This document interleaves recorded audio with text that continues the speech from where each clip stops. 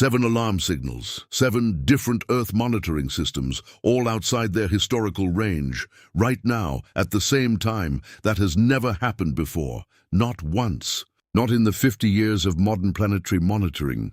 Not in the decades since we put satellites in orbit and GPS stations on volcanoes and temperature sensors in the deep ocean.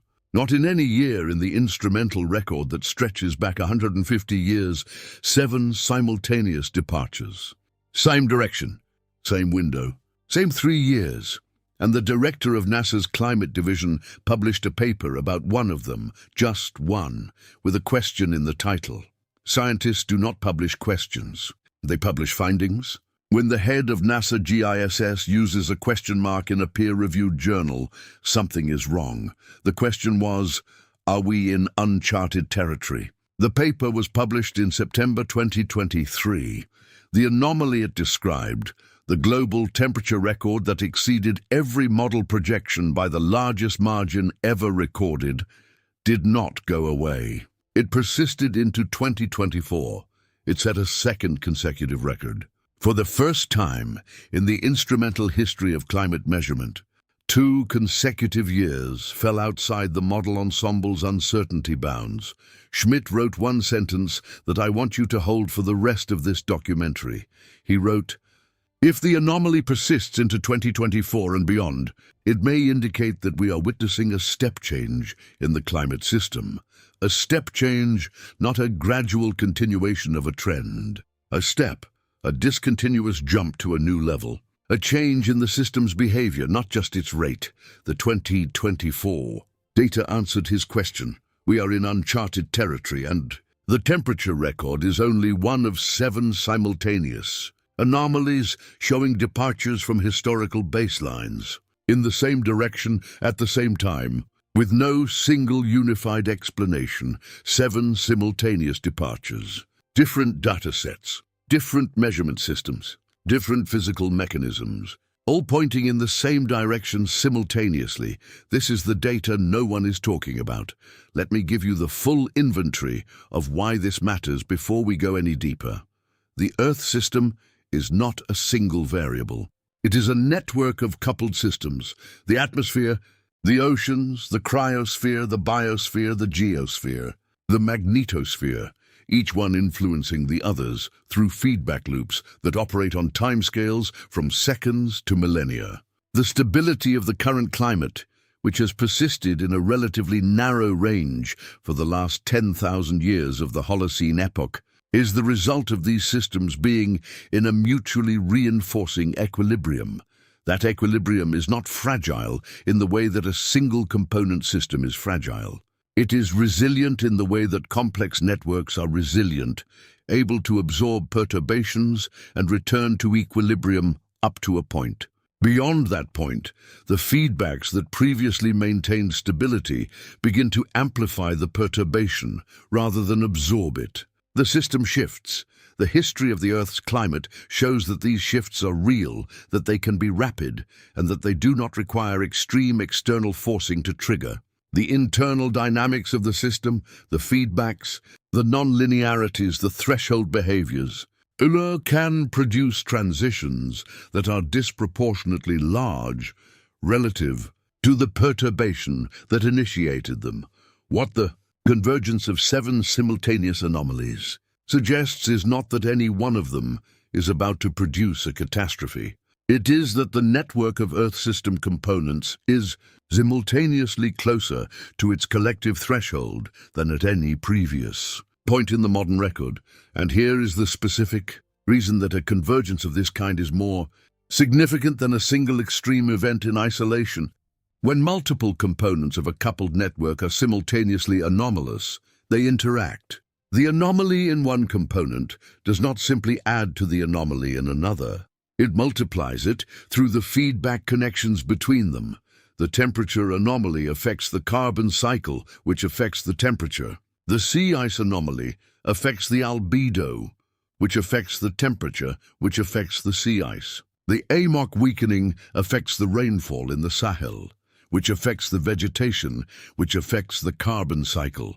The magnetic field weakening affects the ionosphere, which affects the Schumann resonance, which is a measure of the electromagnetic environment of the entire cavity.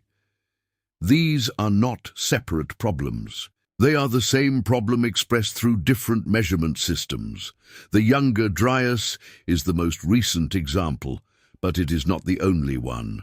The geological record contains multiple examples of rapid Earth system state transitions, each of which involve the convergence of multiple Earth system components shifting simultaneously.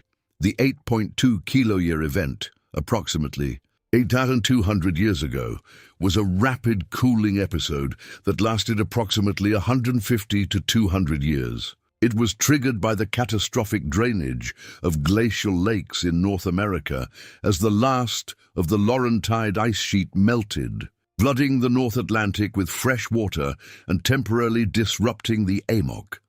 Temperatures in Greenland dropped by approximately 3 to 5 degrees Celsius within a few years. Droughts intensified across the monsoon regions of Africa and Asia, reducing agricultural productivity in the early Neolithic civilizations that were developing there at the time. The 8.2 kiloyear event demonstrates that a relatively modest, rapid AMOC perturbation can produce a decade-scale regional cooling that affects civilizations thousands of kilometers from the North Atlantic.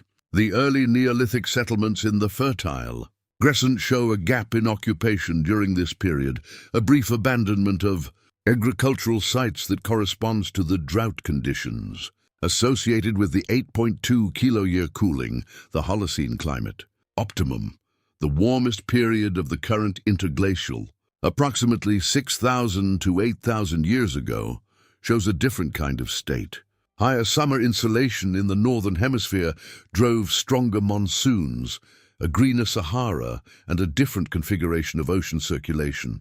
The Earth was in a different attractor state, not catastrophically different, but measurably different in its distribution of rainfall, vegetation, and ocean temperatures. Then, approximately 5,500 years ago, the monsoon weakened, the Sahara dried, and the Earth transitioned back toward a cooler, drier state. The green Sahara abruptly became the desert Sahara in a transition that happened within centuries. These are not distant, irrelevant geological events. They are the Earth system's behavioral history, the empirical record of how the planet responds to perturbations, how quickly it can shift between states, and what the precursors to those shifts look like in the monitoring data. The precursors to the Younger Dryas, visible in the ice core record, include a period of increasing variability in the climate signal, larger swings between warm and cold events in the decades before the abrupt shift. This increased variability before a regime shift is a mathematical prediction of complex systems theory called critical slowing down. Near a tipping threshold, the system's ability to recover from perturbations weakens, and variability increases. The current observational record for multiple Earth system components shows increased variability over the last 2 decades. The temperature record shows larger year-to-year swings. The sea ice record shows larger interannual variability. The hydrology records show more intense rainfall events and more intense droughts in the same time period. Whether this increased variability represents critical slowing down, the mathematical precursor to a regime shift, or simply reflects the larger envelope of natural variability in a warming world, is a question that researchers are actively investigating. The methodologies for detecting critical slowing down in real-world noisy data are still being developed and validated. But the mathematical framework predicts that the signal should be there in the current data if the system is approaching a threshold. And the empirical observation is that the variability is increasing. These are not separate problems. They are the same problem expressed through different measurement systems, and the specific reason that this convergence is not widely discussed in public-facing media is not that it is hidden. It is that each component belongs to a different scientific community. a different set of journals, a different specialist vocabulary, and a different set of policy audiences. The climate scientists who study the temperature anomaly are not the same people as the geophysicists who study the magnetic pole. The oceanographers who study the AMOC are not the same people as the ecologists who study the Living Planet Index. Nobody is keeping this information secret, but nobody is systematically reading all 7 data sets simultaneously and asking whether the convergence itself is the signal. That is what we are doing in this documentary. This is the data no one is talking about, not because it is secret, not because it is suppressed, but because each anomaly covered in isolation looks like a local or domain-specific problem. A climate story, an oceanography story, a geophysics story, a space physics story, when you put them on the same chart, when you look at all 7 simultaneous departures from historical baselines.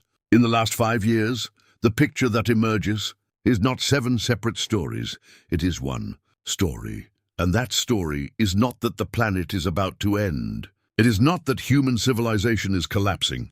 It is something subtler and in some ways more profound. It is that the Earth is a complex, dynamical system, and complex, dynamical systems do not change gradually and continuously forever. At some point, when enough variables cross enough thresholds simultaneously, they shift. Not linearly, not gradually. They shift from one attractor state to another, from one mode of behavior to a different mode. That is what a new phase means, not apocalypse, a different mode. And the data suggests, with a convergence that is difficult to dismiss, that the mode is changing. We are going to look at each of the 7 anomalies. We are going to look at them in detail, with the specific data and the specific mechanisms. And then we are going to look at what happens when you put them together, because the interaction between them is where the picture becomes clearest and most significant. But before we do, I need to tell you about something that happened in the deepest part of the Earth, something that the seismologists detected in 2023, something that had never happened in the recorded history of planetary science. The inner core stopped, and then it began to rotate in the opposite direction. We will come back to that, because to understand what it means and whether it means anything at all, you first need to understand the architecture of the planet you are living on. There is a compass in a drawer somewhere in almost every home in the world. Most people know what it does. It points north. This has been true for as long as the compass has existed, for nearly 1,000 years of navigational history. Okay, compass points north because the Earth has a magnetic field, and the compass needle aligns with it. What most people do not know is that the place the compass points, magnetic north, is not fixed. Magnetic north moves. It has always moved. The wandering of the magnetic poles is a well-documented feature of the geomagnetic field. The north magnetic pole has been drifting generally northward for the last 2 centuries, in a path that has carried it from northern Canada towards Siberia. The rate at which it moves is where the story becomes relevant. In the early 20th century, the North Magnetic Pole was moving at approximately 10 kilometers per year. A slow drift, manageable.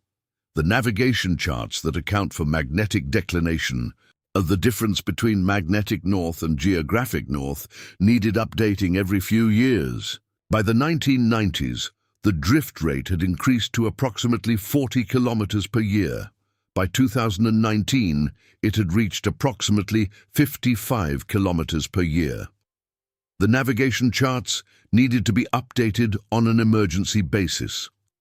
The World Magnetic Model, the global model used by smartphones, aviation and maritime navigation to correct for magnetic declination, had to be released with an emergency update outside its normal 5-year revision cycle, because the pole was moving so fast that the existing model was producing navigational errors large enough to matter for safety-critical applications.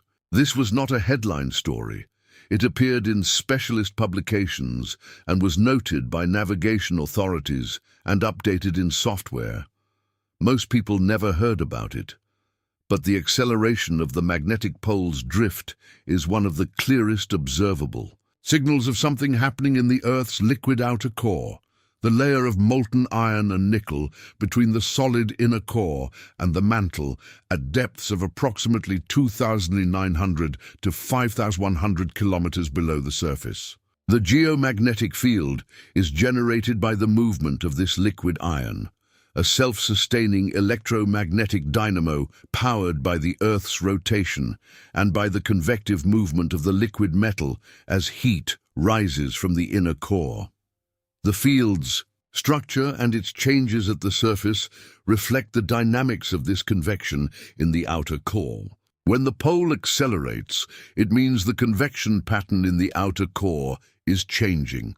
The patches of magnetic flux that anchor the pole's position are shifting. Something in the deep interior is moving differently than it was. The South Atlantic anomaly is a second observable signal from the same source. The South Atlantic anomaly, the SAA, is a region of anomalously weak geomagnetic field strength centered over South America and the South Atlantic Ocean. The field in this region is significantly weaker than in other parts of the world, and the anomaly has been growing, both in geographic extent and in the degree of weakness, for the last century. Satellites passing through the SAA experience elevated rates of electronic anomalies because the weaker field allows more cosmic radiation and energetic particles from the Van Allen belts to reach lower altitudes. The International Space Station's computer systems have to be protected when the station passes through the SAA. This is not hypothetical. It is an operational reality that the space program manages routinely. The SAA is growing. It has been growing measurably for decades. Recent research suggests it may be splitting into two separate weaker field regions. The physical mechanism behind the SAA involves a specific feature of the core mantle boundary beneath southern Africa, a region of unusual magnetic flux that is affecting the field from below. The geomagnetic field's overall strength has been decreasing for at least 2,000 years, and the rate of decrease over the last 200 years is measurable from continuous instrumental records. The field is currently approximately 10 to 15% weaker than it was when direct measurements began in the 19th century. A weakening geomagnetic field and an accelerating pole shift together suggest something significant about the current state of the outer core dynamo. Whether they suggest an imminent geomagnetic reversal, a complete flip of the magnetic poles, a documented geological phenomenon with a history going back hundreds of millions of years, is the most debated question in this field. The geological record shows that reversals occur irregularly, with average intervals of hundreds of thousands of years between them. The last reversal, the Brunhes-Matuyama reversal, occurred approximately 780,000 years ago. Before that reversal, a number of excursions occurred, partial reversals or significant pole excursions that did not complete a full flip. The Lachamps excursion, approximately 41,000 years ago, brought the field strength down to approximately 5% of its normal value for a period of hundreds of years. During the Lachamps excursion, the geomagnetic field's protective role against cosmic radiation and solar wind particles was severely reduced. The evidence for elevated cosmic ray flux at that time is preserved in the cosmogenic isotope record, in the concentration of beryllium-10 and carbon-14 in ice cores and sediments. The Lachamps excursion coincides with significant changes in vegetation patterns in Europe, changes in climate proxies, in sediment records, and with the period of intense pressure on the Neanderthal populations that preceded their final disappearance. Coincidence or connection? The debate continues in the scientific literature. What is not in debate is that the geomagnetic field at the Lachamp excursion was at approximately 5% of normal. The field is currently at approximately 85 to 90% of its pre-industrial baseline and declining. The direction of the trend, the acceleration of the pole, the growth of the SAA, and the overall field weakening are all consistent with a system that is moving toward a regime change of some kind. Whether that regime change is a full reversal, an excursion, or a temporary perturbation before stabilization cannot be determined from the current data alone. What can be said is that the geomagnetic system is not in the same state it was 200 years ago. It is not in the same state it was 50 years ago. The direction of change is consistent across multiple independent measurements, and the rate of change appears to be accelerating. This is one of the 7 anomalies, but the geomagnetic anomaly is unusual among the 7, because it is the one that operates on the longest timescale and the one whose consequences are most difficult to predict. A temperature record can be related directly to rainfall, crop yields, and extreme weather through well-established statistical relationships. A magnetic field change operates through a different set of pathways. The geomagnetic field protects the atmosphere from direct solar wind erosion. It deflects cosmic rays that would otherwise reach the lower atmosphere at higher intensities. It provides the navigational reference that bird populations, whale populations, and sea turtle populations use for migration. It provides the reference frame that compasses use, and by extension that every navigation system from smartphones to aircraft uses. A weakening field affects all of these simultaneously. The cosmic ray flux reaching the lower atmosphere has been increasing measurably as the field weakens. The specific question of whether increased cosmic ray flux affects cloud nucleation through a mechanism proposed by Danish physicist Henrik Svensmark in the 1990s remains scientifically controversial, but the cosmic ray increase itself is not controversial. It is directly measurable and is currently being measured by neutron monitors around the world, which show the increasing galactic cosmic ray flux as the geomagnetic shielding decreases. The navigational disruption for migratory species is documented in the research literature. Studies of bird migration patterns have found correlation between geomagnetic anomalies and navigational errors. The loss of sea turtle nesting grounds and changes in whale migration routes have been tentatively connected to geomagnetic changes in several studies. These are real, measurable biological consequences of a physical change in the planet's magnetic environment. They are happening now. They are largely invisible to most people. The specific concern for technological infrastructure is the low frequency, induced current in long conductors during geomagnetic storms, the same mechanism discussed in the Solar Storm documentary. A weaker geomagnetic field provides less protection against strong solar events. The same solar storm that produces manageable GICs in a full-strength field produces stronger GICs in a field that is 10 to 15% weaker. The risk curve has shifted, and if the field is heading toward an excursion, a temporary drop to a fraction of its current strength, comparable to the Lachamp's event, the cosmic ray exposure, the navigational disruption, and the transformer vulnerability would increase dramatically over the duration of the excursion. This is one of the 7 anomalies. In January of 2023, a paper was published in the journal Nature Geoscience by Yi Yang and Xiaodong Song of the University of Southern California. The paper's title was not alarming. It was technical and specific, multi-decadal variation of the Earth's inner core rotation. What it described was alarming. Before I give you the technical detail, I want to give you the picture.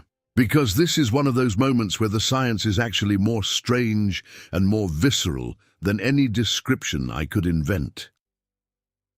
Picture 4 spinning tops stacked inside each other.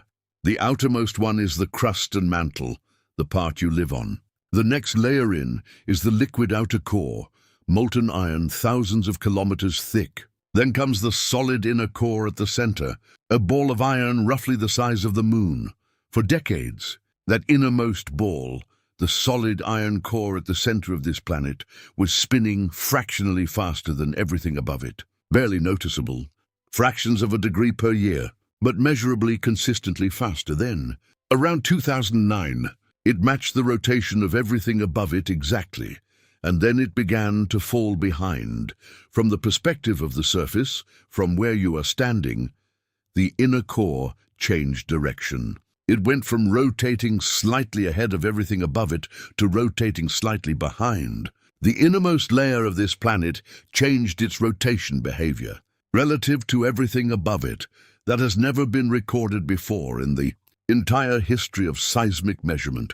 Here is how the scientists detected it, using data from earthquake seismograms collected over several decades. Yang and Song analyzed the travel times of seismic waves that pass through the Earth's inner core along various paths. The inner core is solid, unlike the liquid outer core, and seismic waves travel through it at speeds that are sensitive to the orientation of the iron crystals within the solid material.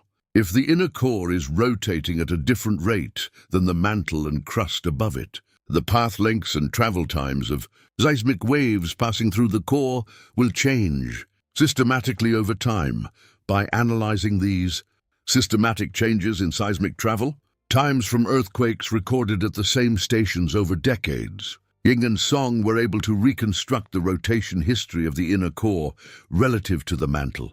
Their finding, the inner core, which had been rotating slightly faster than the mantle for several decades, a phenomenon called super-rotation, documented since the 1990s, had slowed to approximately the same rotation rate as the mantle around 2009. And then, in the years following 2009, it began rotating slightly slower than the mantle.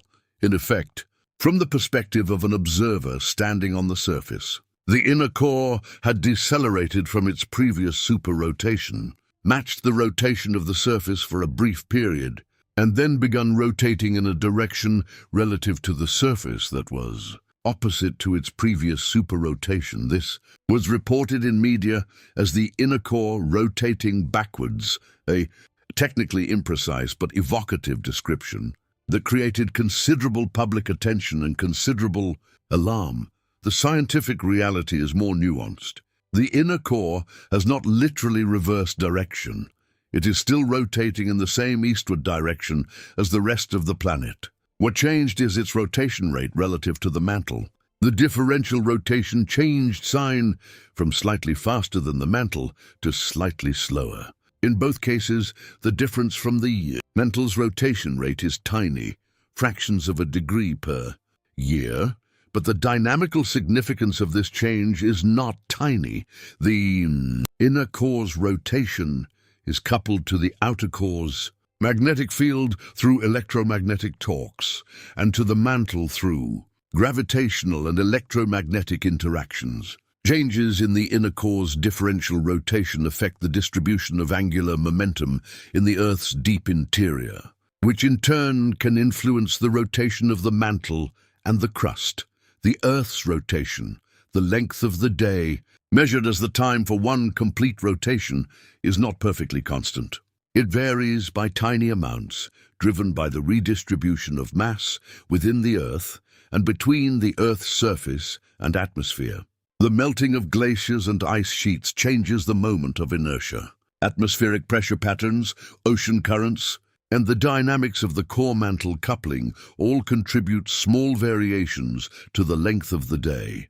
In 2020, 2021 and 2022, the Earth's rotation broke records for the fastest rotation ever instrumentally recorded. The length of the day became shorter than the reference value of 86 400 seconds, an atomic clock seconds shorter than normal. These were the shortest days ever measured in the 50-year history of precise atomic clock timekeeping. This was not scientifically alarming. The Earth's rotation has always varied, but it did intersect with an unusual situation. If the rotation continues to accelerate beyond the point where leap seconds can keep universal coordinated time synchronized with astronomical time, the International Bureau of Weights and Measures would need to introduce a negative leap second, removing a second from the official time standard. A negative leap second has never been done before. Computer systems that manage time synchronization are not universally prepared for it. The potential for software errors arising from the removal of a second from the official time standard is non-trivial for financial systems, telecommunications networks, and other critical infrastructure that depends on precise time synchronization. By 2023, the rotation had slowed again, consistent with the cycle suggested by the inner core's behavior. But the episode illustrated that the Earth's rotation is not as constant as most people assume, and that the dynamical state of the planet's interior has real implications for the technological systems built on its surface, the inner core. Rotation and the length of day. Variations are connected through a physical mechanism that is not fully modeled. They are part of the same story, the story of a planet whose deep interior is in a dynamical state that is different from its long-term average.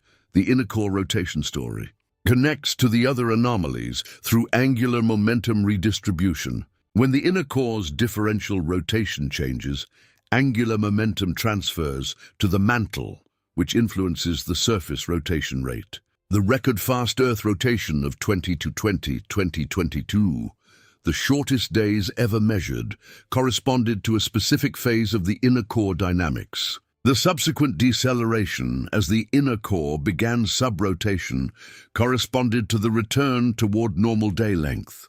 The correlation is in the data. Whether it reflects direct physical coupling or a common driver, the fact that two previously unconnected measurement systems are showing correlated behavior during a period when multiple other Earth system components are simultaneously anomalous is itself a signal worth noting. At the Mauna Loa Observatory on the Big Island of Hawaii, a continuous record of atmospheric carbon dioxide concentration has been maintained since 1958. This is the Keeling Curve, named for Charles David Keeling, who established the measurement program. It is the longest continuous instrumental record of atmospheric CO2 in existence. It is also one of the most important data sets in the history of Earth science because it provided the first clear evidence that the atmospheric concentration of CO2 was rising continuously due to human activities. Everyone who has followed climate science knows about the Keeling curve, the upward trend, the seasonal oscillation as vegetation breathes in and out through the year. The inexorable rise from 315 parts per million in 1958 to over 420 parts per million in 2023. But there is a feature of the Keeling curve that almost no one discusses, a feature that has been slowly changing over the decades and that reached values in 2022 and 2023 that caught the attention of atmospheric scientists: the amplitude of the seasonal cycle each year. Atmospheric CO2 follows a predictable cycle. It peaks in late spring in the northern hemisphere, as winter respiration has released CO2 from soils and the spring growing season has not yet begun its full uptake. Then it declines through summer as northern hemisphere vegetation absorbs carbon dioxide during the growing season. Then it rises again through autumn and winter as vegetation goes dormant and respiration continues. This annual cycle has a characteristic amplitude, the size of the peak-to-trough variation.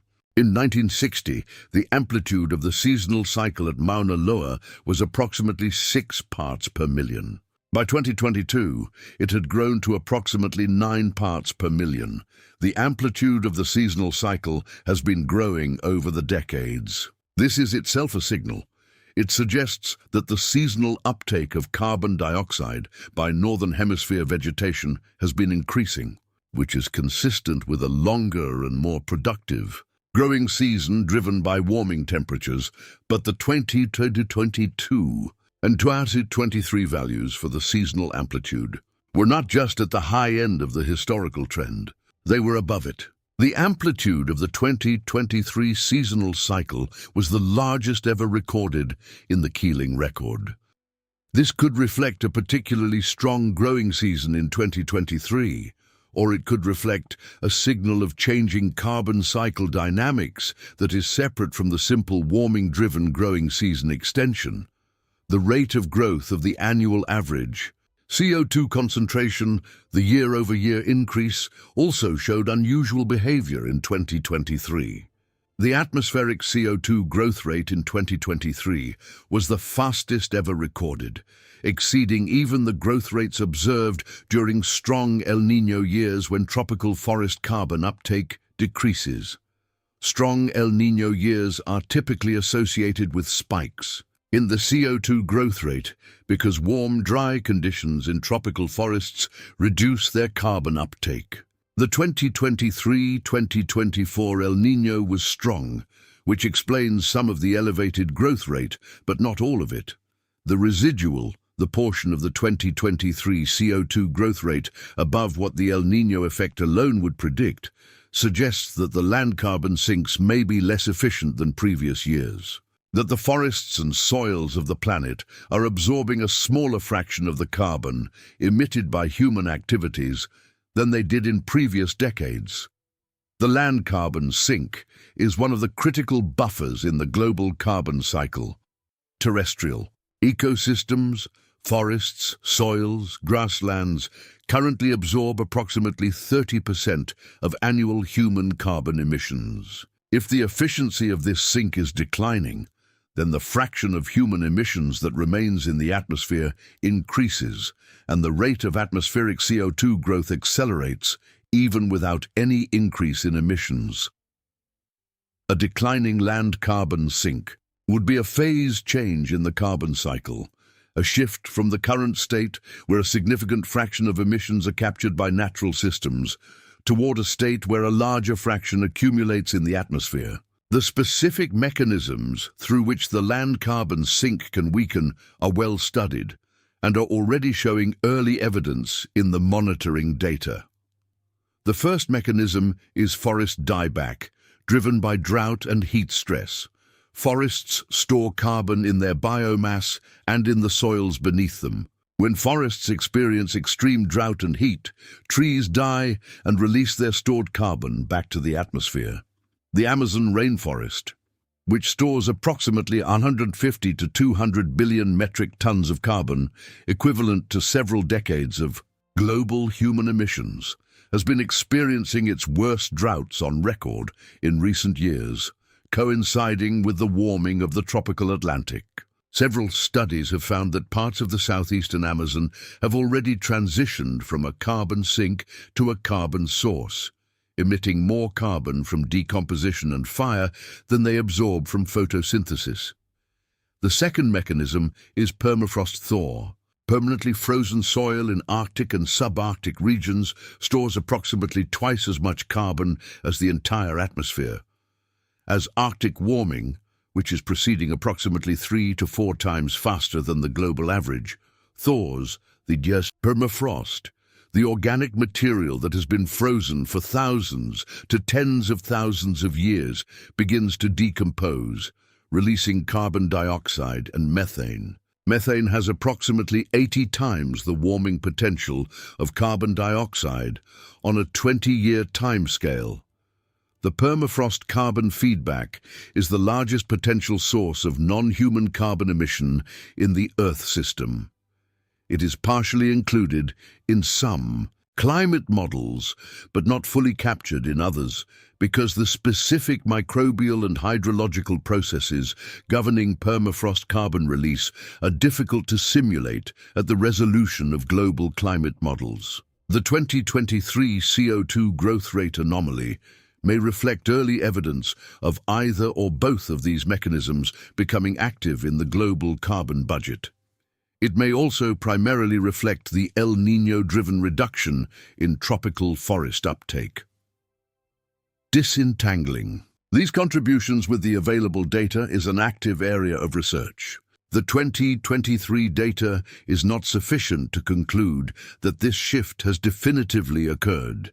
1 year is not a trend, but the 2023 CO2 growth rate combined with the 2023 temperature anomaly and the other converging signals is part of the same convergence that Schmidt flagged in his Nature paper. This is the third anomaly. On September 10, 2023, the Antarctic sea ice extent reached its annual maximum, the point in the Southern Ocean winter when the floating sea ice that surrounds Antarctica is at its greatest area for the year. It was the lowest September maximum ever recorded, not slightly lower than average, not at the low end of the historical range, lower than any year in the satellite record by a margin that was immediately flagged by the National Snow and Ice Data Center as exceptional. The Antarctic sea ice extent in September 2023 was approximately 1.5 million square kilometers below the previous record low, which was itself set in 2022. 2 consecutive record lows by unprecedented margins. To give that number a physical scale, 1.5 million square kilometers is approximately the combined area of Egypt and France. That is how much less sea ice surrounded Antarctica in September 2023 than in the previous record low year. Antarctic sea ice is different from Arctic sea ice in a crucial way. Arctic sea ice, which has been declining steadily for decades in a well-documented trend driven by Arctic warming, was covered extensively, and the trend was well characterized and well explained by climate models. Antarctic sea ice, by contrast, had been showing a more variable and less clearly trending record. Up until 2016, Antarctic sea ice extent had actually been slightly above its historical average in some analyses. The collapse of Antarctic sea ice from 2022 to 2023 was not predicted by any of the major climate models. The models had not simulated a collapse of this magnitude in this time frame. It was a genuine surprise to the scientific community, not in the sense that it contradicted the overall understanding of climate change, but in the sense that neither its timing nor its magnitude had been anticipated in the model projections. Caroline Holmes, of the British Antarctic Survey, one of the researchers who analysed the 2023 anomaly most carefully, wrote that the event was 5 standard deviations from the previous climatological mean. 5 standard deviations. In a normal distribution, an event 5 standard deviations from the mean is expected to occur approximately once in 3.5 million years. The statistical framing is not perfect for a non-normal distribution with complex autocorrelation, and the sea ice record is only about 45 years long. So 5 standard deviations in a 45-year record does not literally mean a once in 3.5 million year event, but it does mean something that is entirely outside the envelope of everything that the satellite record has captured. The 2024 Antarctic sea ice maximum was also well below the long-term average. The 2025 data has not returned to the historical range. Let me give you the Southern Ocean physics more completely, because the Antarctic sea ice is not just a measure of local temperature. It is a measure of the state of the Southern Ocean, which is itself one of the most important components of the global climate system. The Southern Ocean surrounds Antarctica and is the place where the 3 major ocean basins, Atlantic, Pacific, and Indian, are connected. It is where cold, dense water sinks to become Antarctic bottom water, the densest water mass in the ocean, which fills the deep basins of all 3 major oceans and drives a significant fraction of the global ocean overturning circulation. The Southern Ocean is also the primary region where deep water upwells back to the surface and re-enters contact with the atmosphere. The Southern Ocean absorbs approximately 40% of the total carbon dioxide taken up by the world's oceans. It is, in other words, responsible for nearly half of the ocean's role as a carbon sink. If the Southern Ocean is in an anomalous state, if the sea ice collapse reflects a fundamental change in the ocean's temperature, structure, or circulation patterns, then the carbon uptake of the Southern Ocean may be changing. A reduction in Southern Ocean carbon uptake would be another contribution to the elevated CO2 growth rate discussed in Act 4. The connections between the 7 anomalies are not one-way. They form feedback loops. The temperature drives the sea ice, which drives the albedo, which drives the temperature further. The sea ice drives the ocean mixing, which drives the carbon uptake, which drives the CO2, which drives the temperature. The permafrost carbon drives the CO2, which drives the temperature, which drives the permafrost. Each feedback connects to others. The network is closed. The specific physical mechanism behind the Antarctic sea ice collapse is still being analyzed. Proposed explanations include warming of the Southern Ocean surface, changes in wind patterns, ozone recovery affecting the southern annular mode, and the possibility of a non-linear response in which Antarctic sea ice has crossed a threshold and entered a different regime. Whether the Antarctic sea ice collapse is a transient excursion from which the system will recover, or the beginning of a new, lower sea ice state is one of the most actively debated questions in current polar science. The fact that it is being debated, that scientists genuinely do not know whether this is a temporary extreme or the beginning of a new baseline, is itself significant. It means the system is in a state that the observational record and the models cannot currently characterize with confidence. This is the 4th anomaly. At this point, a reasonable listener has a reasonable objection.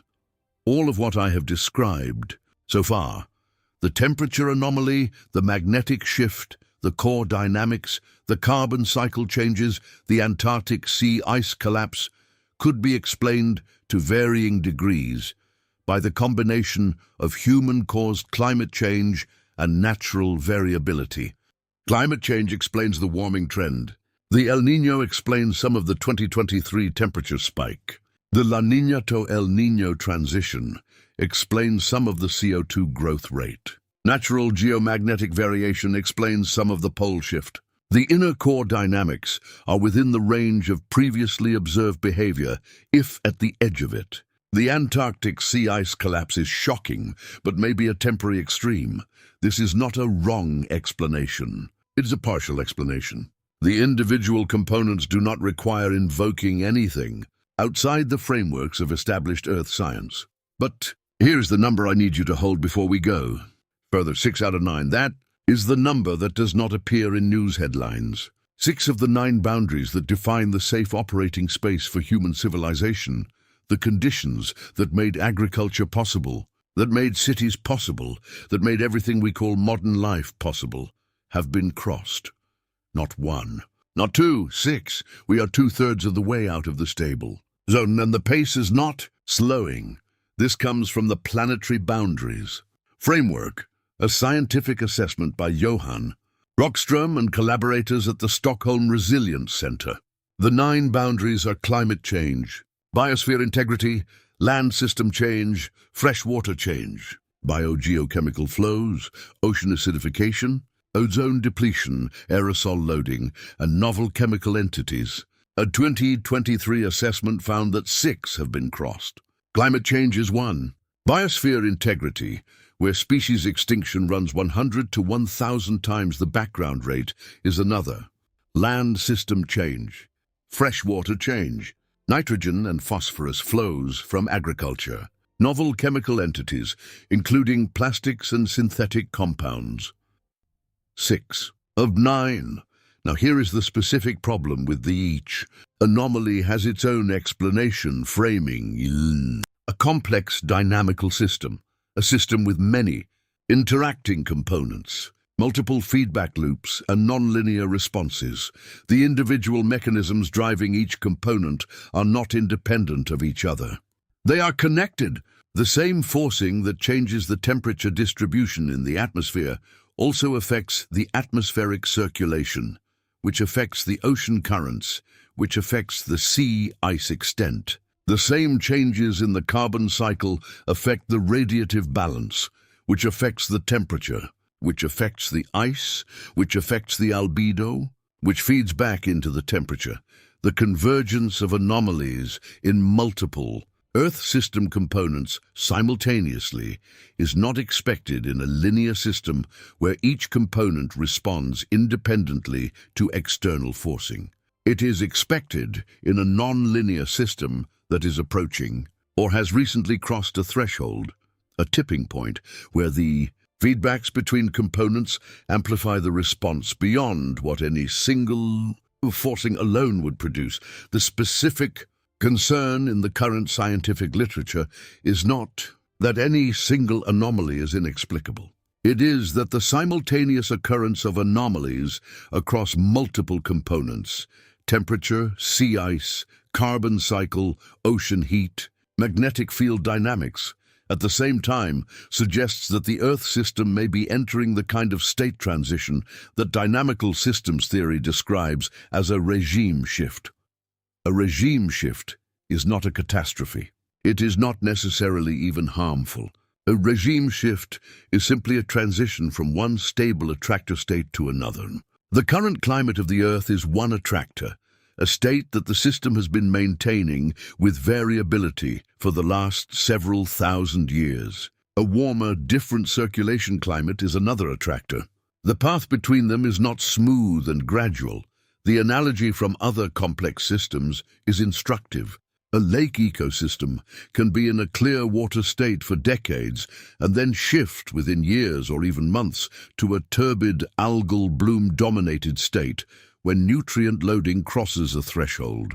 The shift is not a direct proportional response to the nutrient increase. It is a regime shift, a transition driven by internal feedbacks. Once the external forcing crosses the tipping threshold, the Earth's climate system has documented examples of rapid regime shifts in the geological record.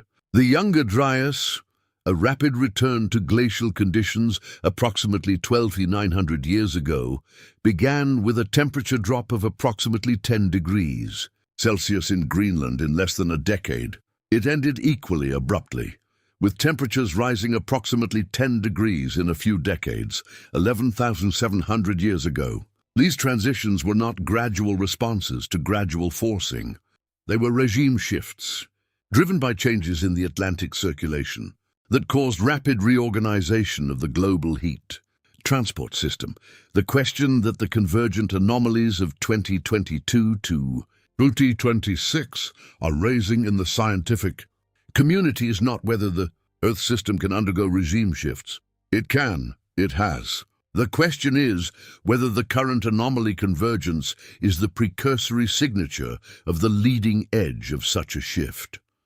The honest answer from the most careful researchers working on this question is, we don't know.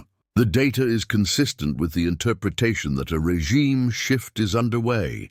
It is also consistent with the interpretation that we are seeing a cluster of extreme events that will regress toward the mean as the ENSO cycle and other internal variability modes shift. The current observational record cannot definitively distinguish between these interpretations. What it can do is quantify the uncertainty. And the uncertainty, calibrated honestly against the available data, is larger than it was 5 years ago. The range of possible futures for the Earth system has widened. The tail risks, the scenarios at the extreme end of the distribution, have become more probable. There is a specific scientific framework that attempts to characterize the Earth system's overall state and its distance from critical thresholds. It is called the Planetary Boundaries Framework, developed by Johan Rockström and a team of collaborators at the Stockholm Resilience Center. The Planetary Boundaries Framework identifies 9 Earth system processes that, together, define the safe operating space for human civilization, the envelope of conditions within which the Holocene-like climate stability that allowed agriculture and complex societies to develop has been maintained. The 9 boundaries are climate change, biosphere integrity, land system change, freshwater change, biogeochemical flows of nitrogen and phosphorus, ocean acidification, stratospheric ozone depletion, atmospheric aerosol loading, and novel entities including plastics and synthetic chemicals. A 2023 assessment of the planetary boundaries found that 6 of the 9 had been crossed. Human activities had pushed 6 of the 9 Earth system processes outside the boundaries within which the Earth has been stable for the last 10,000 years. 6 of 9. Climate change is 1. Biosphere integrity is another. The rate of species extinction is now estimated at 100 to 1,000 times the background rate. Land system change, the conversion of natural habitat to agricultural and urban uses, is a 3rd. Freshwater change is a 4th. Biogeochemical flows of nitrogen and phosphorus from fertilizer use is a 5th. Novel entities, synthetic chemicals, plastics, radioactive materials is a 6th. The Planetary Boundaries Framework is not a precise physical model. The specific threshold values are uncertain. The interactions between boundaries are incompletely characterized. Some researchers dispute the framing, but the direction of the finding that human activities have pushed multiple Earth system processes outside their historical safe range simultaneously is consistent with everything else in this documentary. This is the same convergence, viewed through a different analytical lens. The range of possible futures for the Earth system has widened. The tail risks, the scenarios at the extreme end of the distribution have become more improbable. We have covered 4 of the 7 anomalies: temperature, magnetics, core dynamics, and the carbon-sea ice complex. Let me give you the remaining 3 quickly, and then bring them all together. The 5th anomaly is the Schumann resonance. The Schumann resonances are electromagnetic standing waves in the cavity between the Earth's surface and the ionosphere, the electrically conducting layer of the atmosphere at altitudes of approximately 60 to 100 kilometers. Lightning discharges excite these resonances continuously, producing a set of characteristic frequencies, the fundamental at approximately 73 Hz and several harmonics that can be measured by electromagnetic sensors anywhere on Earth. The Schumann resonances have been monitored continuously since the 1960s. Their frequency and amplitude are sensitive to the global lightning activity rate, to the ionospheric properties, and to solar and geomagnetic activity. In the last several years, monitoring stations around the world have reported intermittent anomalies in the Schumann resonance measurements, spikes in amplitude, shifts in frequency, unusual spectral patterns that do not conform to the expected response to lightning activity alone. These anomalies have been reported from multiple independent monitoring networks on different continents. The interpretation of these anomalies is contested. Some researchers connect them to solar-wind interactions with the ionosphere, which are known to affect the Schumann cavity. Some connect them to the geomagnetic field changes discussed in Act 2.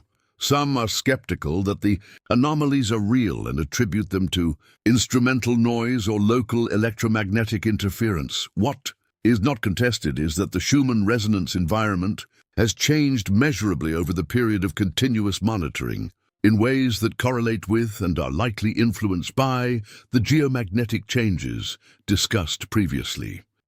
The 6th anomaly is the ozone layer, not its recovery from CFC depletion, which is a well-documented and encouraging trend, but a specific behavior in the equatorial ozone distribution that was documented in 2023 and 2024. Satellite ozone measurements from the equatorial stratosphere showed anomalous depletion in the equatorial belt at altitudes of approximately 20 to 25 kilometers, altitudes and latitudes that are not typically associated with CFC-driven ozone loss, which is concentrated at polar latitudes.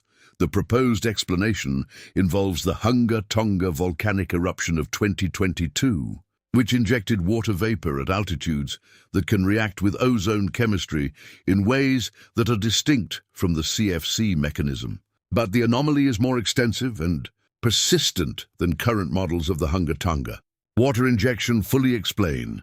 The equatorial ozone anomaly affects the ultraviolet radiation reaching the surface at tropical and subtropical latitudes, regions with some of the densest human populations and some of the most productive agricultural systems on the planet. The seventh anomaly is the biodiversity loss. Acceleration, the Living Planet Index, compiled by the World Wildlife Fund and the Zoological Society of London from population data on thousands of vertebrate species, showed an average decline of 73% in monitored wildlife populations between 1970 and 2020. This is a known and extensively documented trend. What the 2024 update showed and what received almost no public attention was that the rate of decline had accelerated. The decadal rate of population decline in the most recent data period was higher than in any previous decade in the 50-year record. The acceleration of biodiversity loss is not an independent, isolated trend. It is a downstream consequence of the other anomalies discussed here, of warming, of habitat disruption, of altered precipitation patterns, of changed ocean conditions. But it is also a feedback, because biodiversity loss reduces ecosystem resilience, reduces the carbon storage capacity of ecosystems, and reduces the stability of the Earth system components that living organisms regulate. These are the 7 anomalies.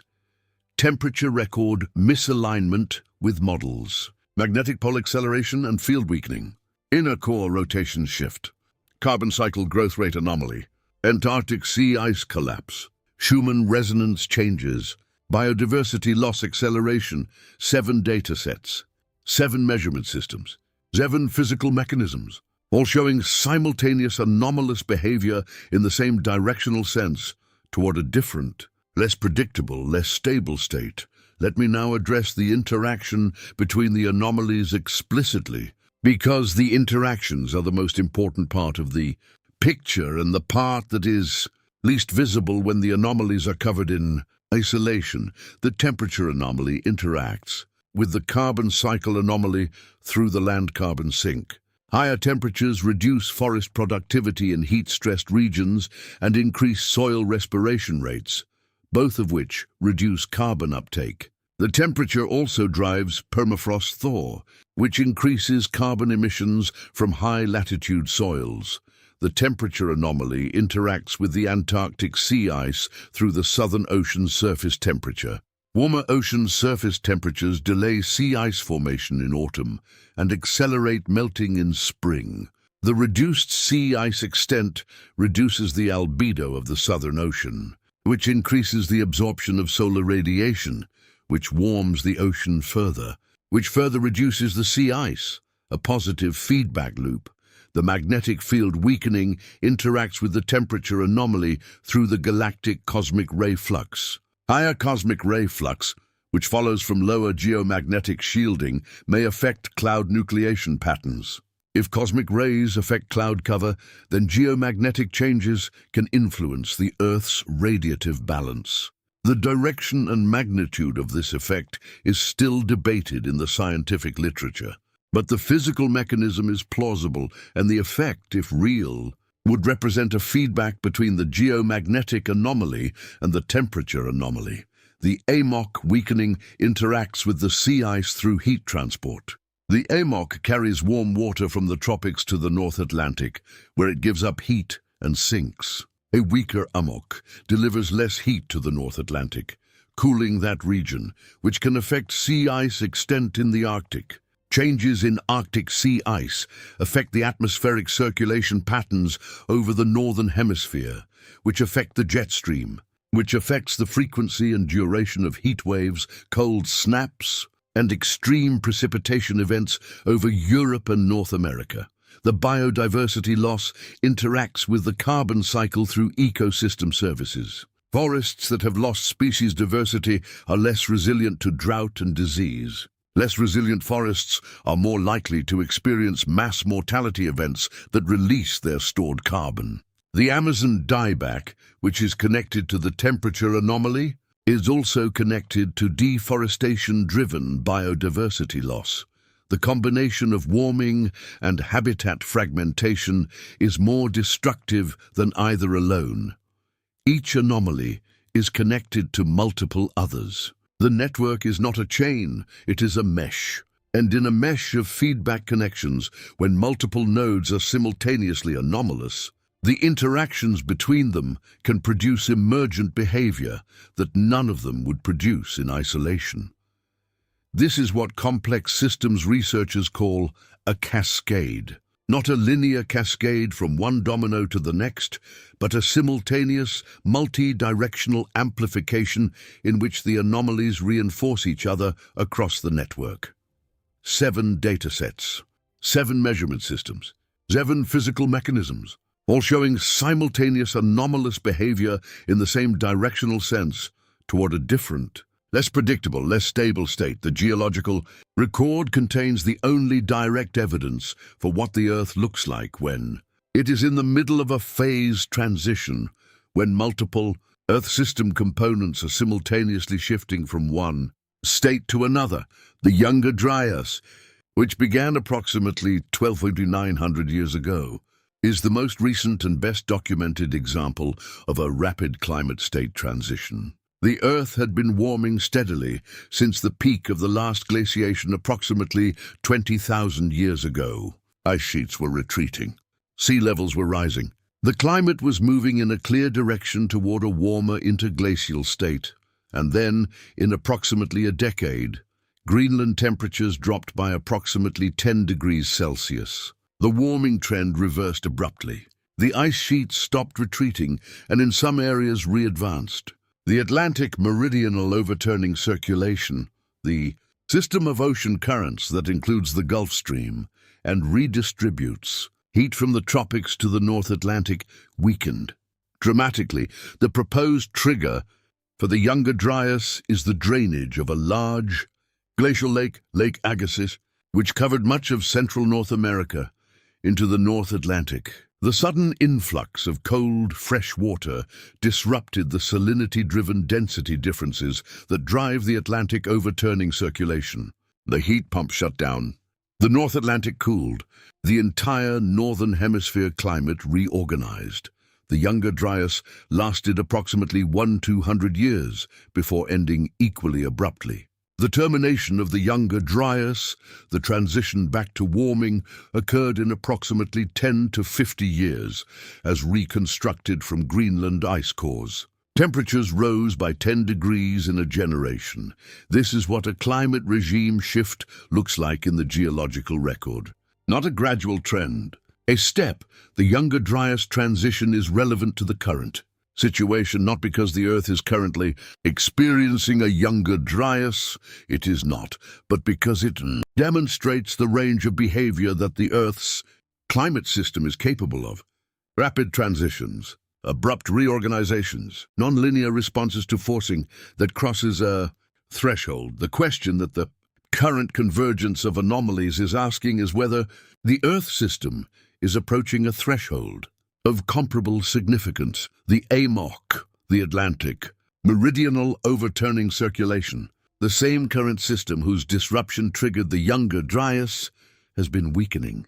A 2021 study published in Nature Climate Change found that the AMOC is currently at its weakest state in at least 1,000 years, based on proxy records from ocean sediments and ice cores. A 2022 study suggested the AMOC may be approaching a tipping point. a 2023 study which attracted significant media attention and then was debated vigorously in the scientific literature. Proposed a specific timeline for potential AMOC collapse this century. The 2023 study's specific timeline was disputed by other researchers as being too certain given the limitations of the methodology. But the underlying finding that the AMOC is weakening and may be approaching a non-linear threshold is not seriously disputed. The debate is about how close the threshold is, not whether it exists, and the AMOC is connected to the sea ice, and the sea ice is connected to the albedo, and the albedo is connected to the temperature, and the temperature is connected to the carbon cycle, and the carbon cycle is connected to the vegetation, which is connected to the biodiversity. And the biodiversity is connected to the ecosystem services, which include the carbon uptake and the rainfall and the soil stability. The connections form a network. And in a network, when enough nodes simultaneously shift toward a tipping state, the network as a whole can shift faster than any individual node's dynamics would predict. This is what the data is showing, not that any single one of the 7 anomalies has crossed its individual tipping threshold, but that multiple components are simultaneously closer to their thresholds than at any previous point in the modern instrumental record. The data that reveals the convergence of anomalies described in this documentary is publicly available. You do not need institutional access. You need to know where to look. Here are the 7 tools, one for each anomaly, that give you direct access to the raw signal before anyone interprets it for you. Tool 1. Temperature.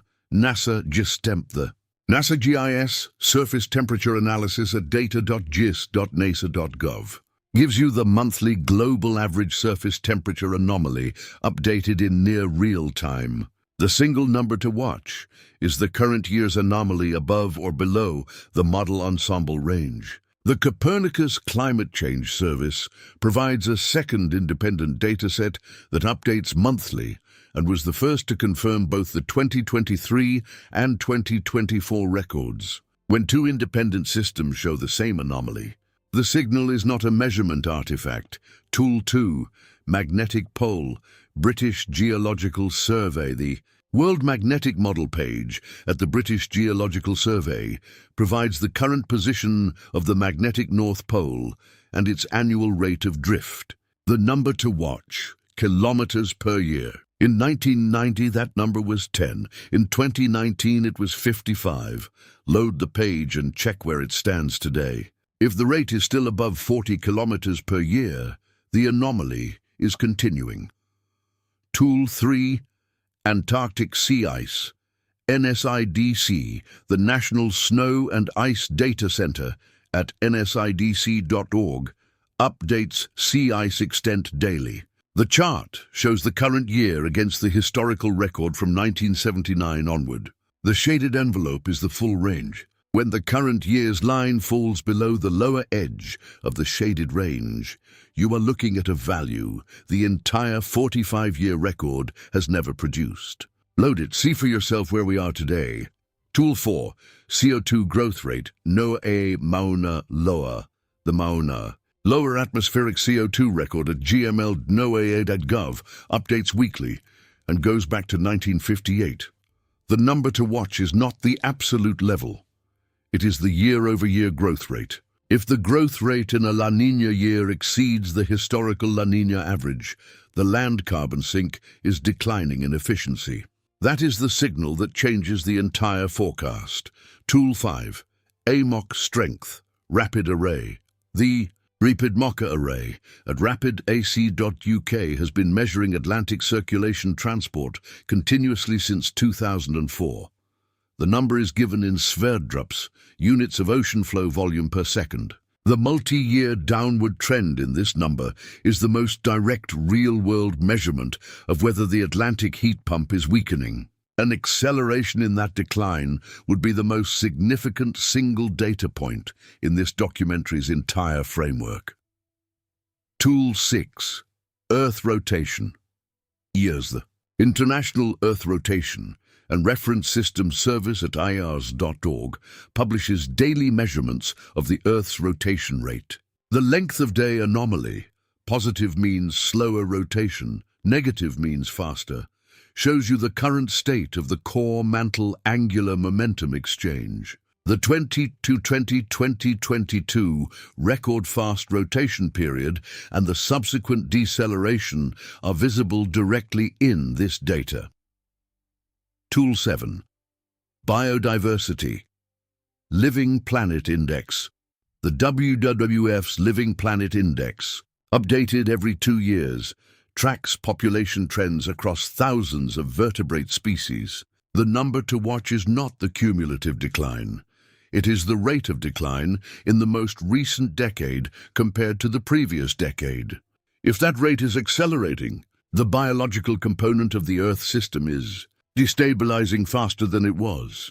When you look at all 7 datasets simultaneously and notice that they all show departures from historical baselines in the same direction, in the same 3 to 5 year window, the convergence is difficult to dismiss as coincidence.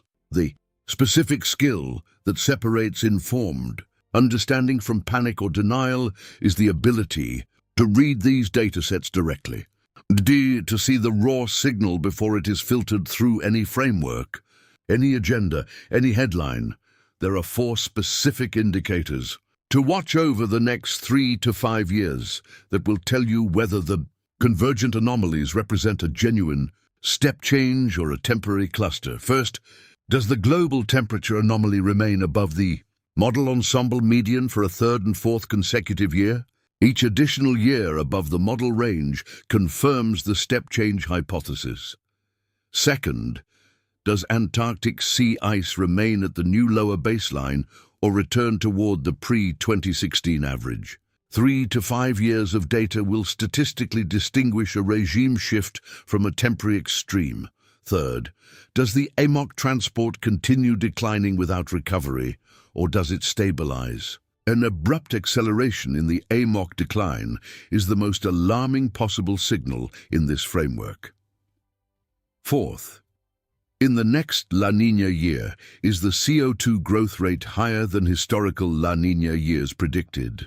If yes, the land carbon sink is declining in efficiency independent of ENSO cycles. The data will tell us. The question is whether enough people are watching. The phrase new phase carries a weight that I want to be precise about, because precision matters here.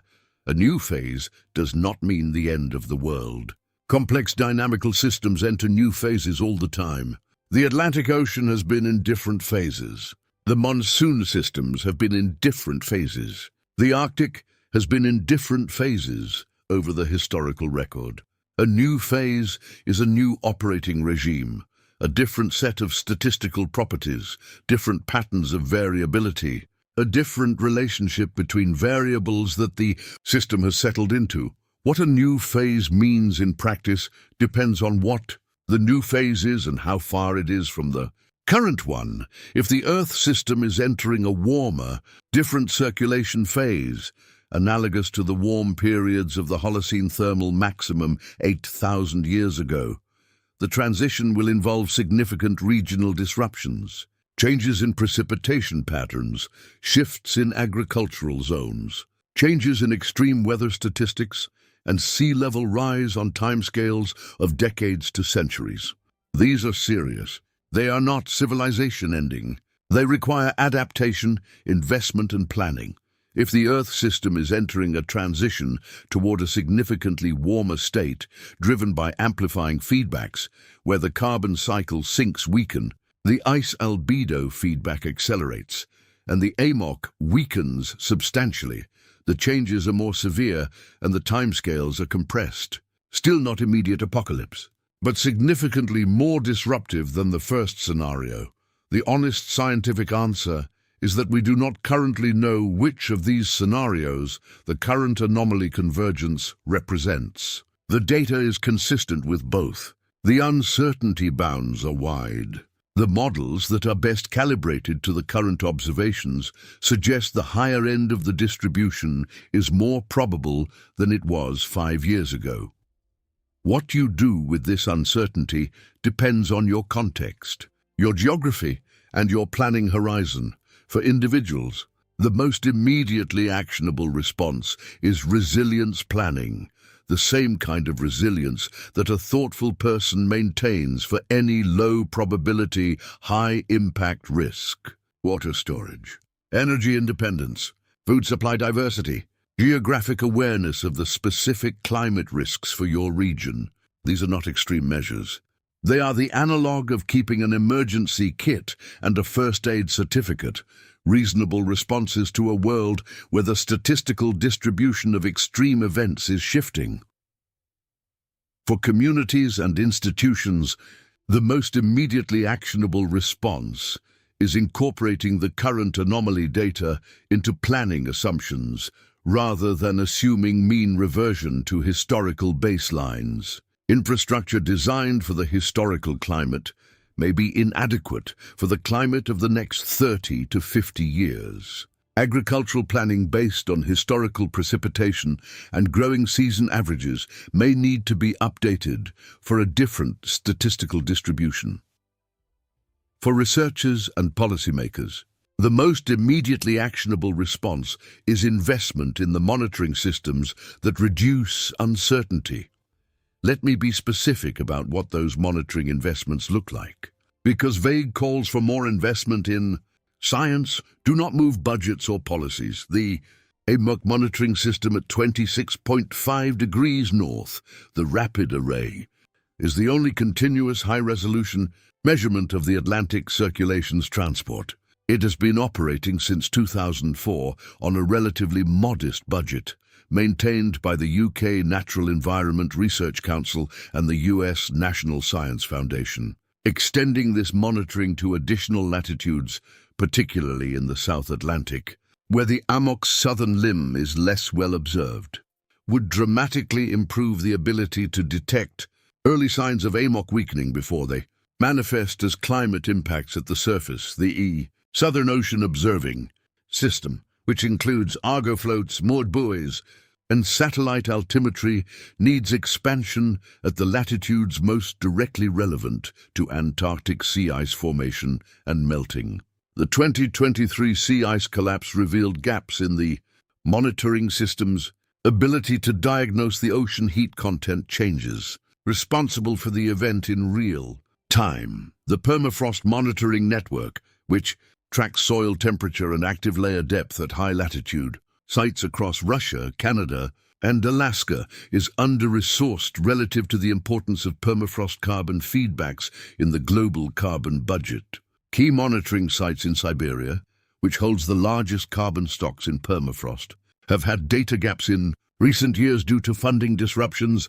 The Geomagnetic Monitoring Network, the chain of magnetic observatories, maintained by the International Association of Geomagnetism and Aeronomy, needs expansion. In the Southern Hemisphere, where coverage is sparser and where the South Atlantic anomaly is evolving most rapidly, these are not exotic or expensive programs.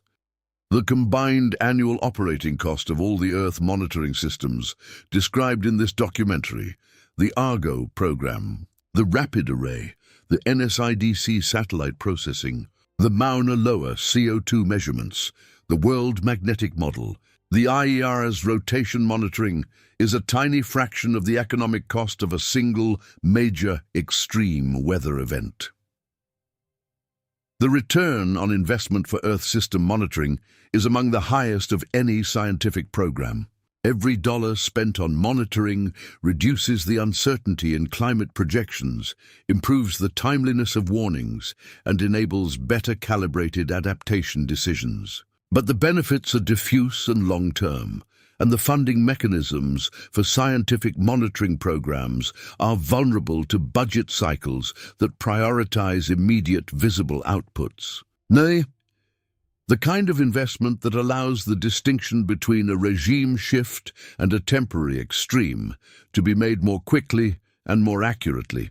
Better geomagnetic monitoring, better carbon cycle accounting, better AMOC observing, better Antarctic sea ice physical modeling. The data convergence that this documentary has described represents a genuine scientific signal. It is not definitive.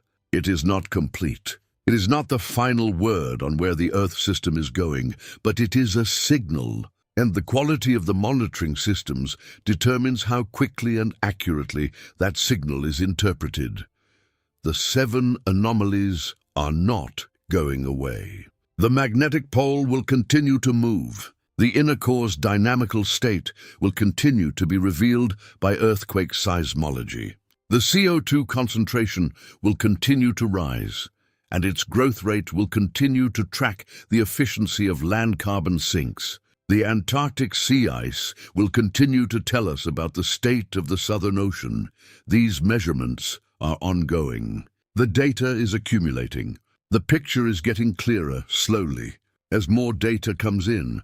What is clear right now from the data that exists is this. The Earth system is in a state that is simultaneously anomalous in more ways, and in more independent measurement systems than at any previous point in the modern instrumental era. That convergence is not proof of a phase transition, but it is the kind of signal that a complex dynamical system produces when it is moving between attractor states. The data is talking. Most people are not listening. Let me tell you specifically why not.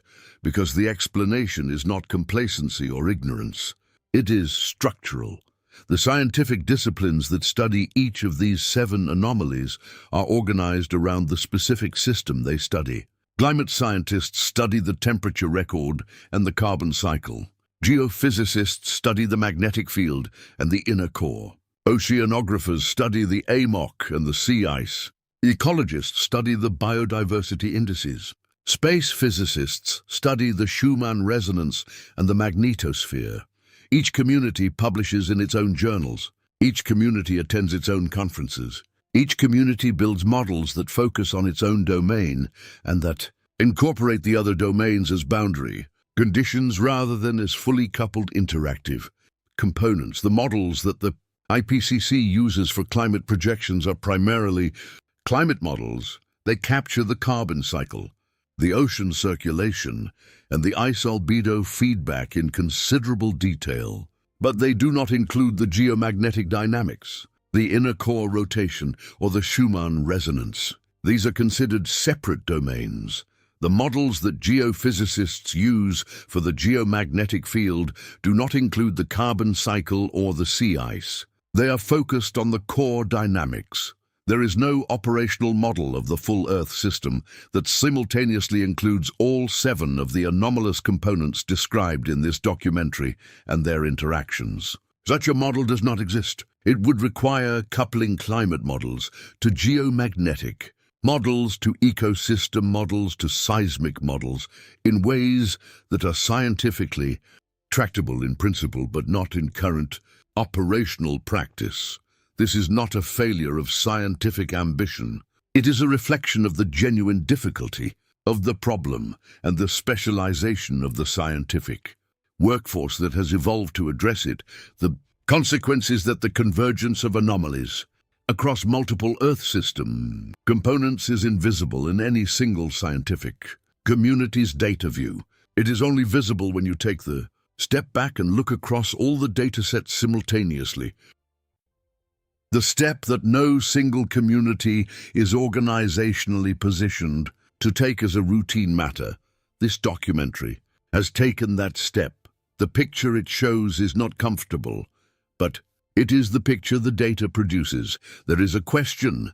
I want to leave you with not a rhetorical question, but a genuine one that the best researchers in these fields are working on right now.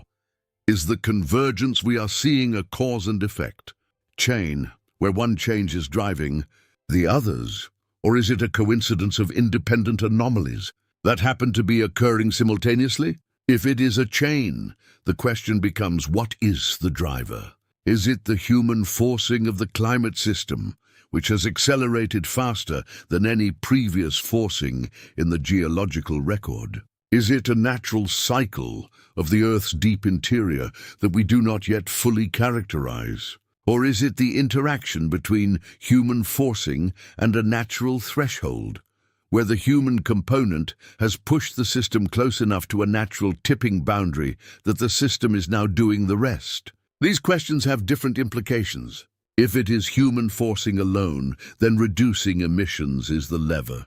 If it is a natural cycle, then adaptation is the primary response. If it is an interaction, then both matter. The data does not yet tell us which it is, but the data is telling us something.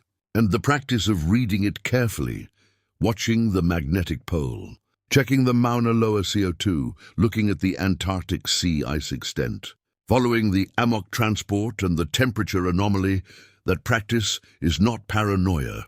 It is literacy.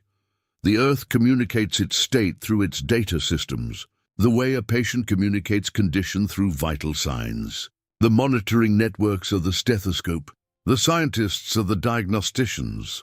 Gavin Schmidt asked a question in 2023, are we in uncharted territory? The 2024 data answered it.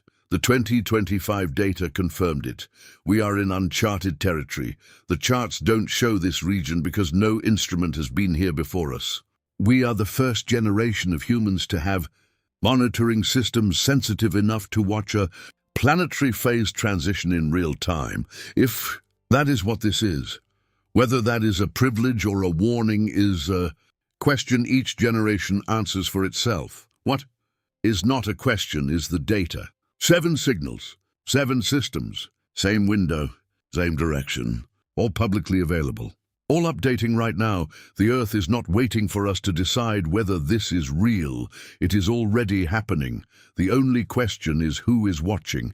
If this kind of convergent, multi-system analysis, the kind that connects the magnetic pole to the inner core, to the carbon cycle, to the sea ice, and shows you the full picture rather than isolated pieces, is the content you need.